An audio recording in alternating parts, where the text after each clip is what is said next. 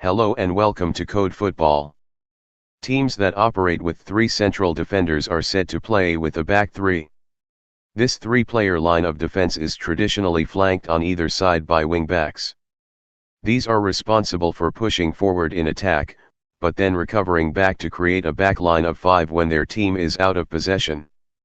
Some teams will convert a four-player defense into a back three in possession, and then revert to a back four when defending. The most common way of converting from a 4 to a 3 is through a central midfielder dropping into the back line, either between or alongside the two central defenders.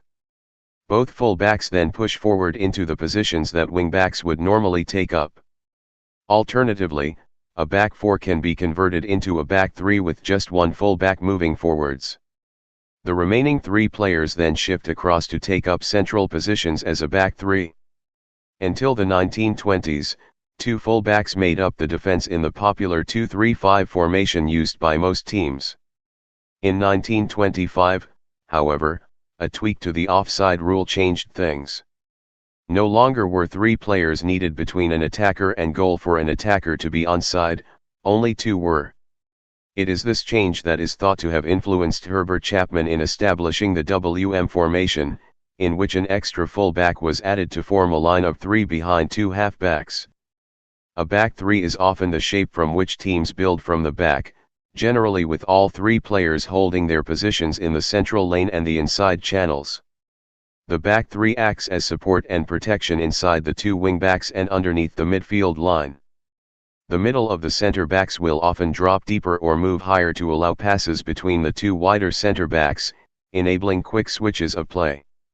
It is also common for the wider center backs to attempt direct long passes towards the opposite wide area, while the three defenders will also need to play vertical passes into midfield or attack. The center backs may also dribble into midfield to break the opponent's press, especially if the opposition are facing them up with a two-man front line. This often means that the back three has a one-player overload in that line. When facing a deeper block, the wider center backs can also provide crosses from narrow positions or make overlapping or underlapping forward runs. They can work with the wingback and wide attacker to create overloads in wide areas and try to progress around the opposition block. Three center backs provide strong cover and numbers at the back after any loss of possession, meaning the subsequent transition into defense should be easier. If a defensive midfielder has dropped in to create a back three during the build-up, however, this can weaken the back line during defensive transition. The three central defenders predominantly deal with play inside the width of the penalty area, and are key when facing crosses. The extra center back adds extra presence in the middle to deal with deliveries from out wide.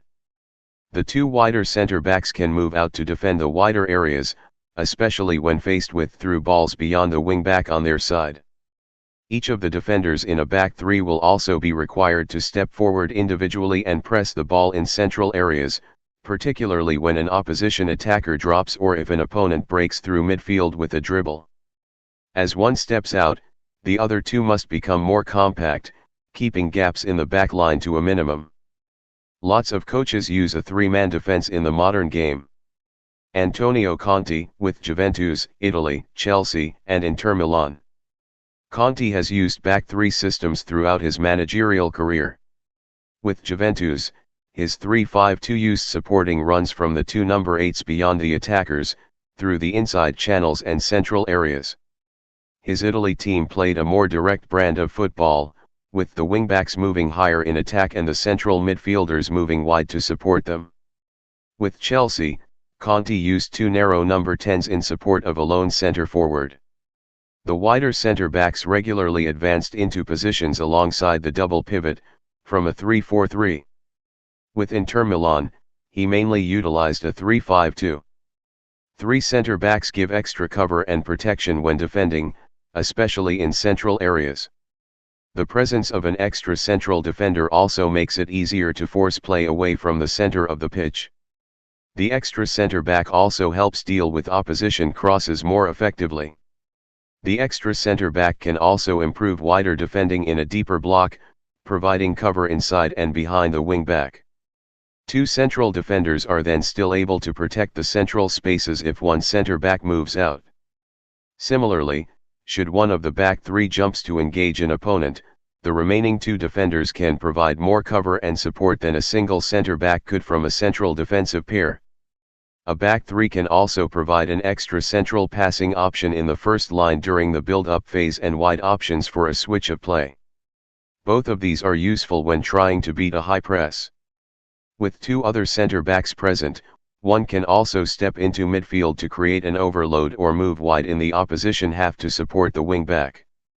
Having a third center back removes a player out of midfield or attack. This could lead to attacking in underloaded situations more frequently. The three defenders will naturally cover less space across the pitch compared to a back four. The spaces around the outside of a back three can thus be vulnerable, especially during counter-attacking moments.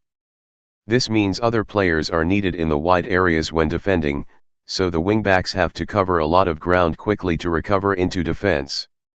This in turn means that, after regaining possession, counter-attacks can lack width because the wingbacks will be behind play. Thanks for watching. If you like